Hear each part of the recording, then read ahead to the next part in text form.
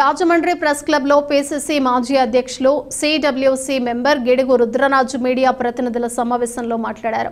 ప్రధానమంత్రి విదేశీ పర్యటనలు ఎలాంటి ఫలితం లేదని విమర్శించారు.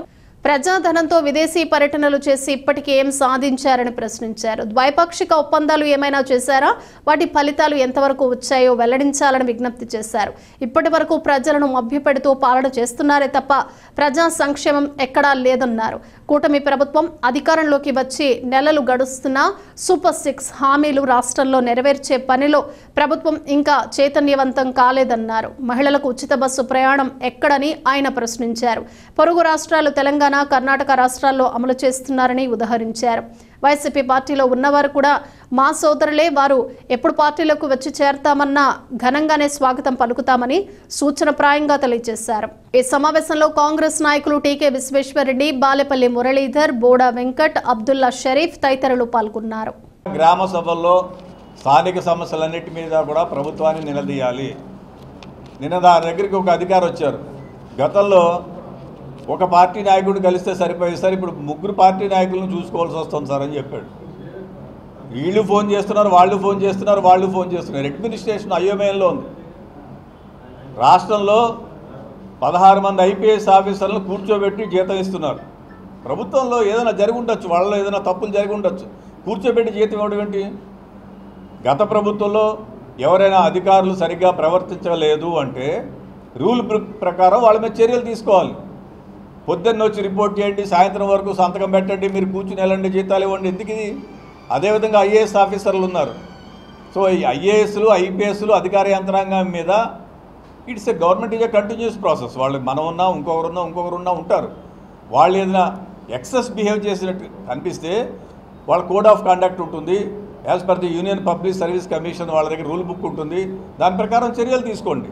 అంతేగాని కూర్చోబెట్టి జీతాలు ఇవ్వడం అదేం గొప్ప కాదు. ఈ రాష్ట్ర ప్రభుత్వాన్ని 16 మంది ఐపీఎస్లను కూర్చోబెట్టి జీతం ఇవ్వడం, డీజీ స్థాయిలో ఉన్న అధికారి పొద్దున్నెళ్ళి సంతకం పెట్టి సాయంత్రం వరకు సంతకం పెట్టి అక్కడ కూర్చుంటే ప్రజల డబ్బు అదంతా కూడా. సో ఆ విధంగా ఉంది. కింద కూడా అడ్మినిస్ట్రేషన్ సరిగా లేదు.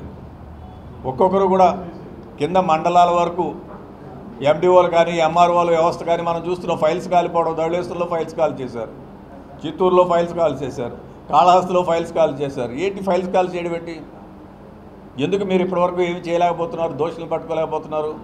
ఎవరైనా ఆఫీసర్స్ ఎక్సెస్ బిహేవ్ చేసి ప్రభుత్వానికి నష్టం జరిగే విధంగా బిహేవ్ చేస్తుంటే చర్యలు తీసుకోండి. వాళ్ళందరి మీద తప్పనిసరిగా చర్యలు తీసుకోవాలి. లిక్కర్ స్కామ్లో కానీ, ఇతర స్కాముల్లో కానీ ఎవరైతే ఉంటే వాళ్ళు ఎంత పెద్దవాళ్ళైనా చర్యలు తీసుకోవాలని డిమాండ్ చేస్తారు. ఇంకా దాన్ని స్టడీ చేయవలసి ఉంటుంది. గవర్నమెంట్ రకరకాల ప్యాటర్న్స్ ఉన్నాయి. దాంట్లో గవర్నమెంట్ ఆఫ్ ఇండియా ఇచ్చినటువంటి పాలసీ గైడ్లైన్స్ ఉంటాయి. వివిధ స్టేట్ గవర్నమెంట్, పంజాబ్లో ఒక పాలసీ ఉంటుంది, ఢిల్లీలో ఒక పాలసీ ఉంది, తెలంగాణలో ఒక పాలసీ ఉంది. మరి ఈ మన స్టేట్ ఏ పాలసీని అడాప్ట్ చేస్తుంది అనేటువంటిది మనం చూసుకోవాల్సి ఉంటుంది.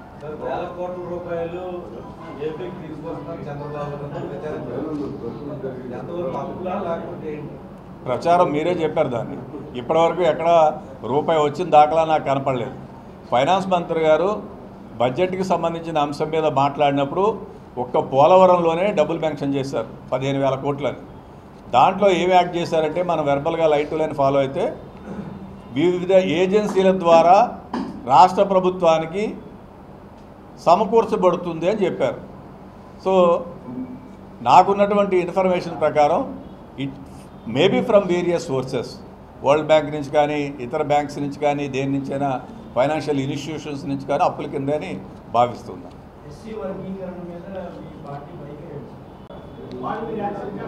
డెఫినెట్గా అండి. ఎవరైతే వాళ్ళందరూ కూడా మా కజిన్స్ కింద లెక్క కదా. వైఎస్ఆర్ కాంగ్రెస్ పార్టీలో కానీ, వైఎస్ఆర్ కాంగ్రెస్ నాయకత్వంలో కానీ ఉన్న వాళ్ళందరూ కూడా ఒకప్పుడు కాంగ్రెస్ కుటుంబంలో ఉన్న వాళ్ళమే. ఎవరైతే వచ్చి విశాల దృక్పథంతో జాతీయ స్థాయిలో మల్లికార్జున ఖార్గే గారు కాంగ్రెస్ అధ్యక్షులు, రాహుల్ గాంధీ గారు లీడర్ ఆఫ్ అపోజిషన్, వాళ్ళిద్దరూ జాతీయ స్థాయిలో బ్రహ్మాండంగా పనిచేస్తున్నారు. ఇటీవల లోక్సభలో కూడా మా నాయకుడి యొక్క పెర్ఫార్మెన్స్ చూశారు.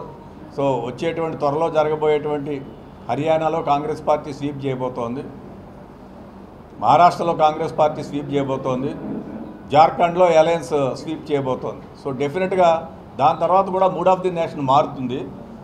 ఆ నేపథ్యంలో ఎవరైతే వచ్చి పనిచేస్తారో వాళ్ళందరితో కూడా కలిసి పనిచేయడానికి కాంగ్రెస్ పార్టీ సిద్ధంగా ఉంది. ప్రభుత్వ కార్యాలయాల్లో ఈ ఫైళ్ల దక్కడం రాష్ట్రవ్యాప్తంగా చర్చలు. ఇటీవల మల్లికార్జున ఖార్గే గారి నేతృత్వంలో ఢిల్లీలో జనరల్ సెక్రటరీసు పిసిసి ప్రెసిడెంట్స్ మీటింగ్ని కాల్ఫర్ చేసింది.